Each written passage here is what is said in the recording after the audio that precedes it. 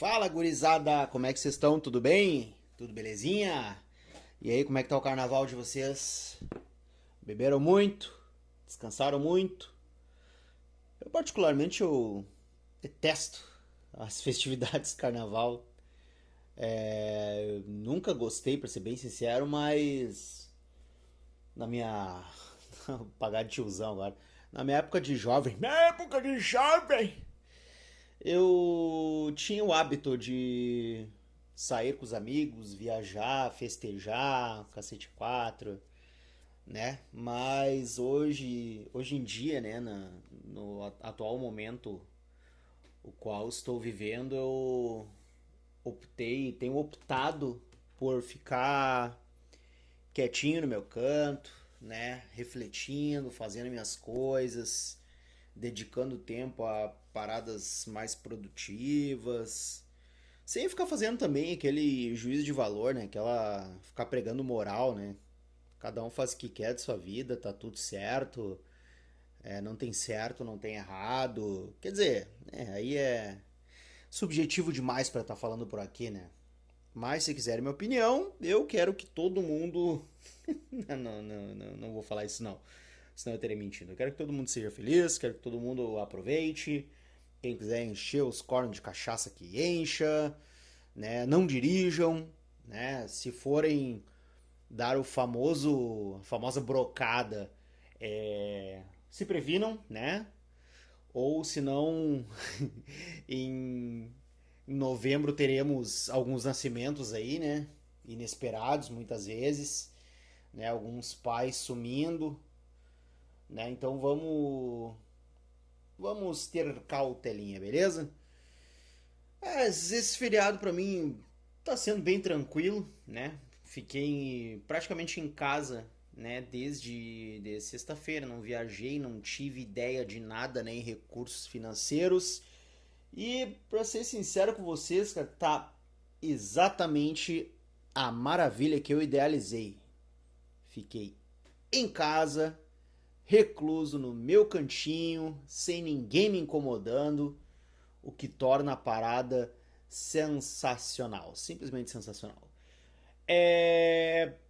Hoje, né, aliás, hoje não, né, ontem, né, porque agora é 17 de fevereiro, né, terça-feira, o feriado, né, propriamente dito do carnaval, agora, nesse momento que estou gravando, é meia-noite e 33 minutos. Ah, Ontem eu fui treinar, cara. Pô, foi muito bom, né? Fiz um. Requentei a boia e de tarde. Ah, cara, tava tão quente que eu fiquei assim, puta, de tarde pensando assim, bah, será que eu vou? Será que eu não vou? E aí, cara, toda vez que eu fico pensando se eu vou ou não vou, eu lembro de uma vez que o meu camarada Marion, abraço Marion, que é ouvinte assíduo desse podcast, eu lembro que uma vez o Marion perguntou pra mim, cara, depois de um treino de jiu-jitsu, né? Ele chegou daquele jeito dele, né? Ô, Jesus, posso fazer uma pergunta, cara? Aí eu, claro, meu, pode perguntar. Ele, cara, o que te motiva a treinar?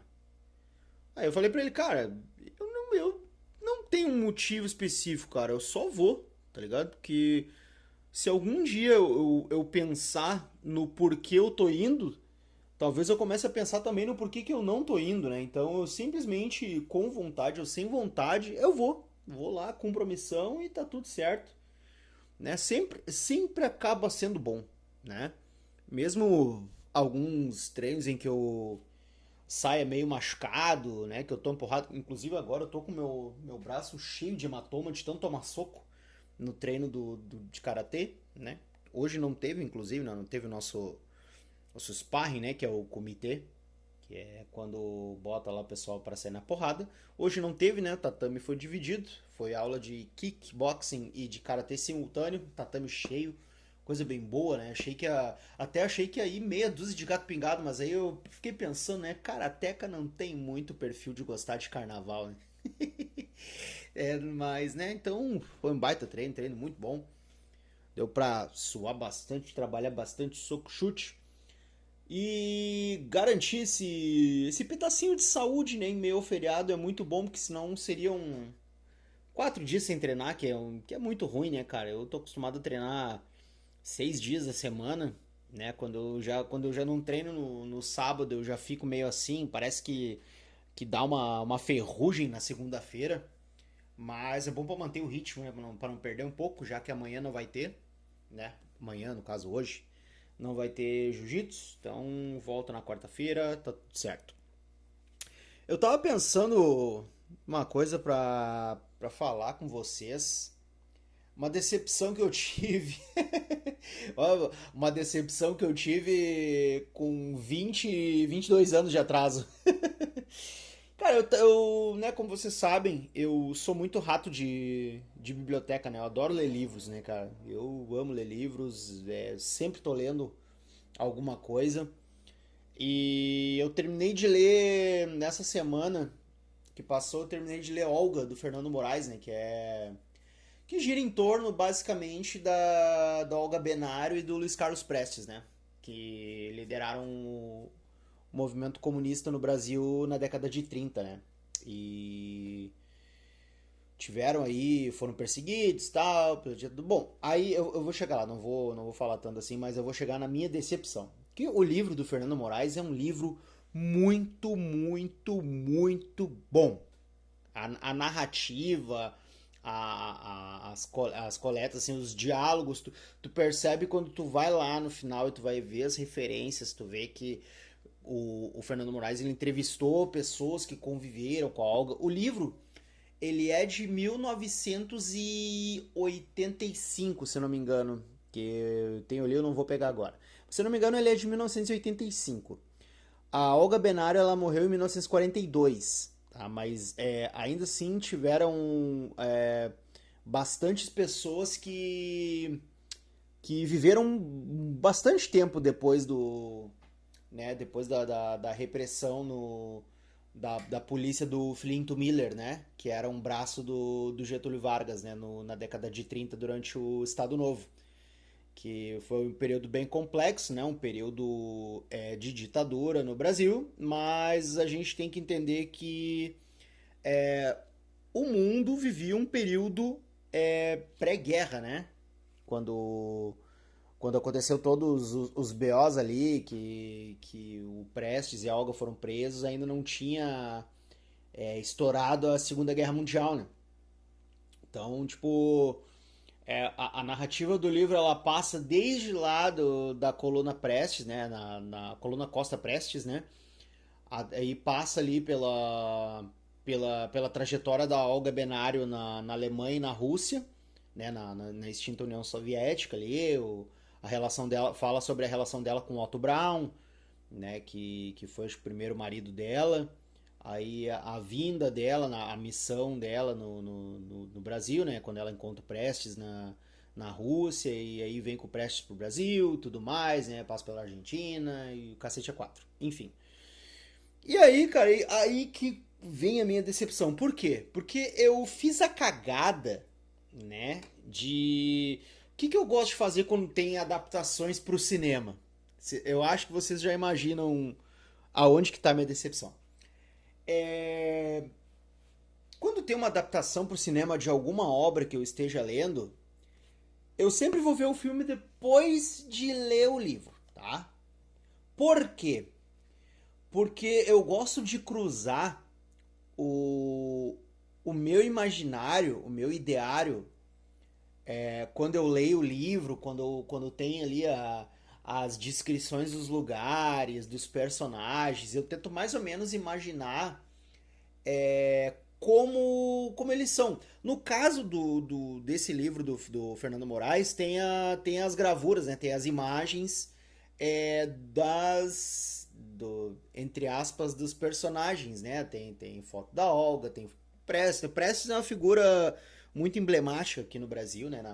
Na política brasileira, né? Um cara que responsável pela disseminação do comunismo, né, no Brasil, né, que por mais que goste ou não, tem uma significância, uma relevância histórica muito grande no Brasil no processo de redemocratização ali após Estado Novo, né, após o governo Vargas que findou, né, com sua renúncia em 45. Aí tem, né, ó, tem todos os aliados ali do Prestes, né? O pessoal que era parte do movimento comunista, né? Os estrangeiros, principalmente. Né? Tudo tem foto ali no livro, cara. É um livro, assim, sensacional. É um registro histórico, investigativo, jornalístico, muito bom, cara. Muito bom. Aí, o que eu fui fazer? Eu fui assistir o filme Olga. Cara, eu juro pra vocês, tá? Que o que mais me incomodou nisso, tá? Eu vou falar da parte boa.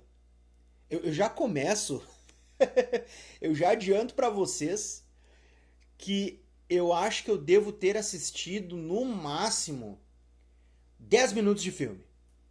Não, acho que foi menos. Acho que foi menos. Se eu abrir o Globoplay, pra quem quiser assistir, tem no Globoplay, né? Como a gente aqui em casa, aqui, minha mãe, né? Ela assina o Globoplay, e aí eu aproveitei, vou olhar a Olga, né? Vou assistir a Olga do... Eu não sei quem é que dirigiu, mas eu vou explicar pra vocês o que me incomoda, tá? Eu sei que existe um grande tabu, um grande preconceito com o cinema brasileiro, tá? E eu sempre levantei a bandeira do cinema brasileiro, sempre defendi o cinema brasileiro. Porque tem filmes muito bons, tem produções assim, ó, excelentes e gigantescas. Mas, porém, contudo, todavia, cara, assistindo Olga, eu me senti assistindo uma novela das 8, sabe? Cara, eu me senti assistindo uma novela das 8 na sala na década de 90 ali, começo dos 2000, né? O filme ele foi lançado em 2004, então talvez essa minha visão tenha um pouco a ver com isso. Assim, Olga, quem interpretou a Olga é a Camila Morgado. Puta de uma atriz.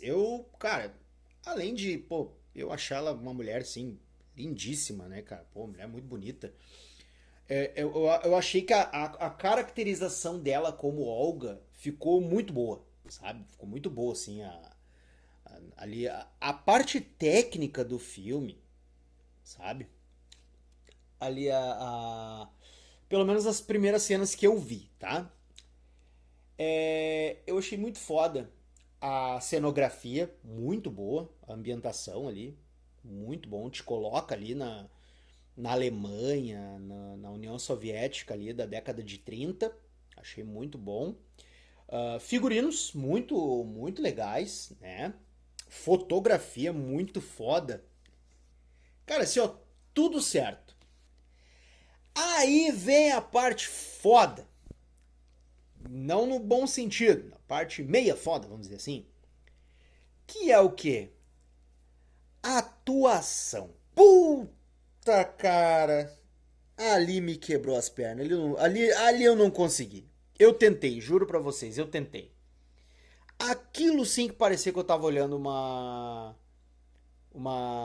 novela das 8, sabe? Justamente isso que me faz ter medo de assistir outro filme que eu queria ver, que é o do Getúlio Vargas. Que o Tony Ramos interpreta Getúlio Vargas. Eu não consigo. Eu não consigo pensar nisso, cara. Cara, assim, me incomodou demais. Por quê? Porque eu lembro da Camila Morgado fazendo o papel da.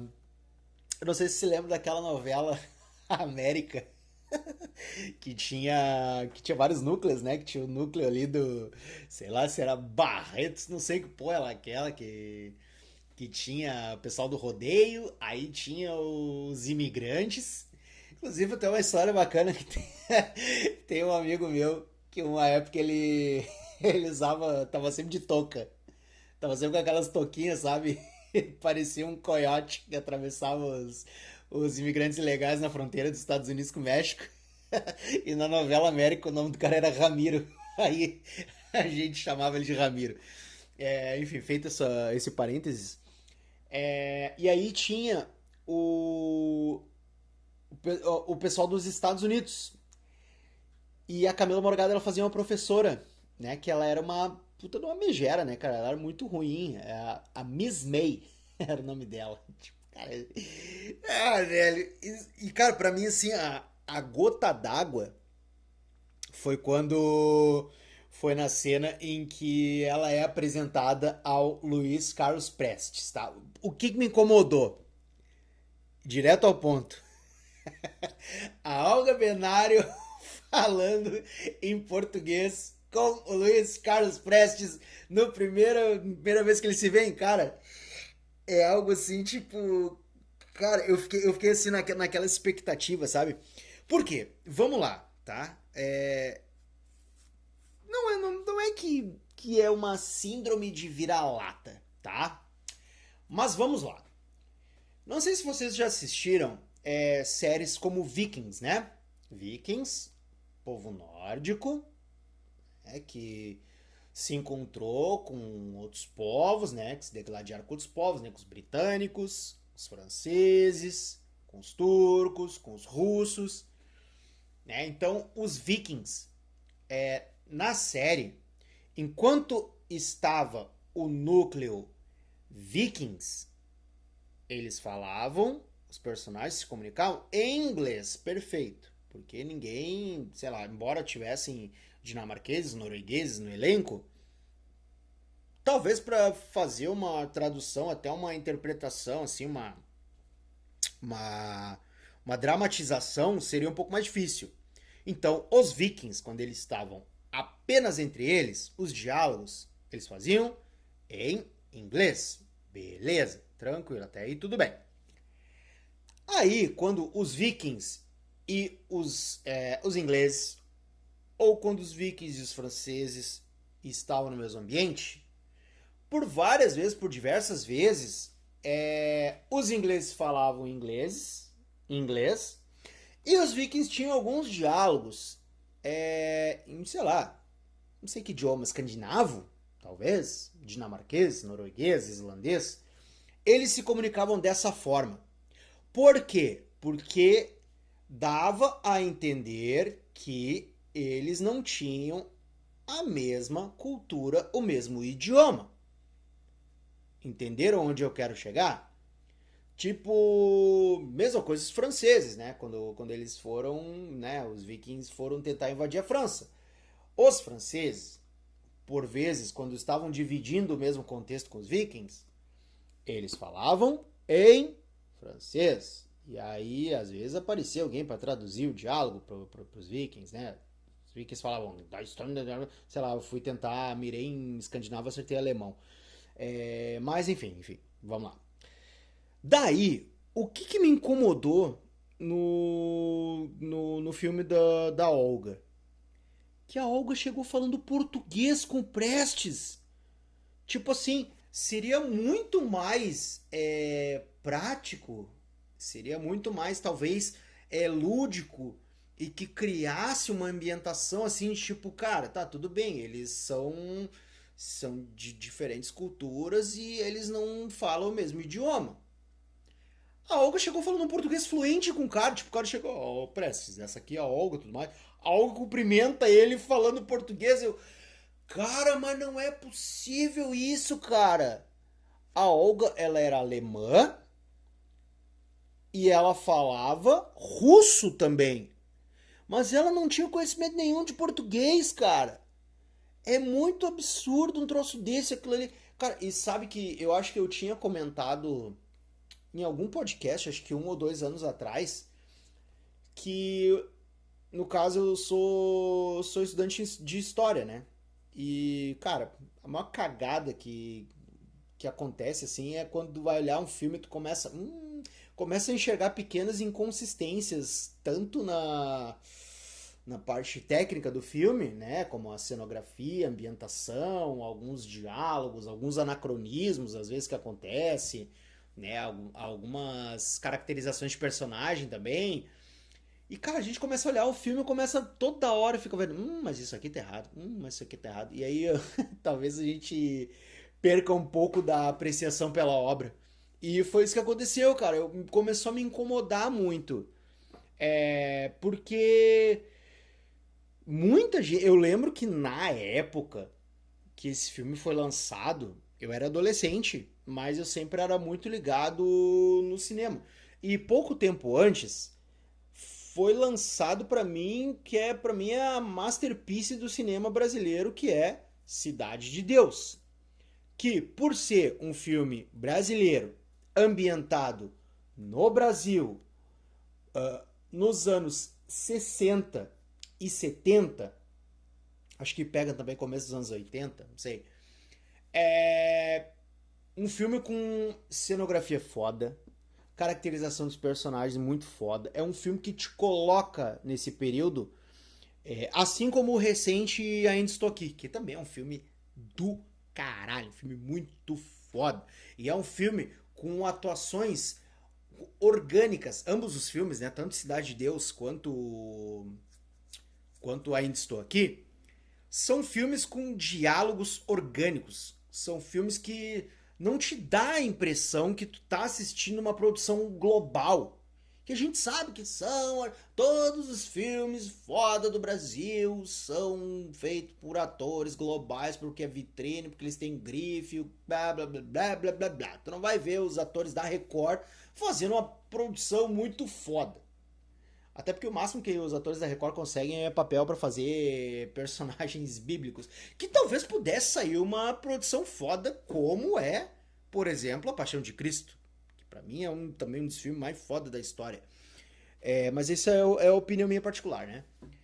Mas aí, cara, eu lembro que na época lá, 2004, quando saiu o Olga, pra gente poder ver um filme desse, tinha que ir na locadora, né? Em 2004, eu nem lembro, acho que a gente já tinha DVD player, porque até um ano antes, o Cidade de Deus eu assisti em videocassete, né? Assisti VHS. Tanto o Cidade de Deus quanto o Carandiru, que é outro filme muito foda. Mas o Carandiru ainda tem. Não sei se é porque ele a história é mais recente. Eu tenho ainda assim, eu ainda parece que eu tô olhando uma produção global, sabe? Uma novela. Mas é muito foda, cara. É muito foda. As histórias são muito foda. Os personagens são muito foda. O contexto é embaçado também. Mas, cara, Olga, eu lembro que tinha dado um hype muito louco na época. Porque, cara, é um filme de guerra. Um filme de um período de guerra. Um filme brasileiro. Puta, era algo tipo. Cara, né? Diferente. Diferenciado. Porque geralmente filmes com essa pegada política. Eu lembro que tem um filme também que eu acho muito do caralho, assim. Que é o Que é Esse Companheiro, né? Do Pedro Cardoso e tal. Que se passa no período da ditadura militar, né? E é um filme bem, bem legal, bem divertido, assim. Tem uns diálogos, cara, que o foda, assim, a parte mais legal de olhar um filme desses brasileiros de 2000 e pouco, 2000, sei lá, vamos botar 2005 pra trás, era tu ver os atores globais falando palavrão. Isso era algo, tipo, muito disruptivo, era muito atípico, né? Muito incomum. Mas, cara, eu fiquei assim muito. Eu estranhei demais quando eu enxerguei essas inconsistências aí num filme que deveria ter uma importância muito maior, como é Olga. Porque olhando assim como é que eu posso falar? Screenshots, olhando é, capturas de imagem do filme, assim, tu olha a caracterização da Camila Morgado, do Caco Ciocler, que faz o Prestes, assim, cara, é muito. Tem um potencial muito foda. Cara, só que pra mim o problema é o mais importante, que foi o que? Foi assistir o filme. Eu, sinceramente, cara, assim, ó, eu vou tentar de novo. Mas a primeira vez foi muito difícil tirar o fator Globo, de tu enxergar um produto Globo no negócio. Mesmo a gente sabendo que os filmes todos são feitos por atores globais e tem a Globo Filmes e né, não sei o que, papapá. Eu vou tentar olhar aquilo lá de novo. Vou tentar. Mas não agora. Vou assistir. Vou continuar assistindo Fargo. Recomendo uma série muito foda, Fargo. né? Que tem, cara, um elenco muito foda, muito foda. Aliás, vários elencos, porque cada temporada é uma história, né? Então isso torna essa série muito boa, né? Que é uma série que tu pode assistir, são acho que 5 temporadas, cada temporada é um caso, né?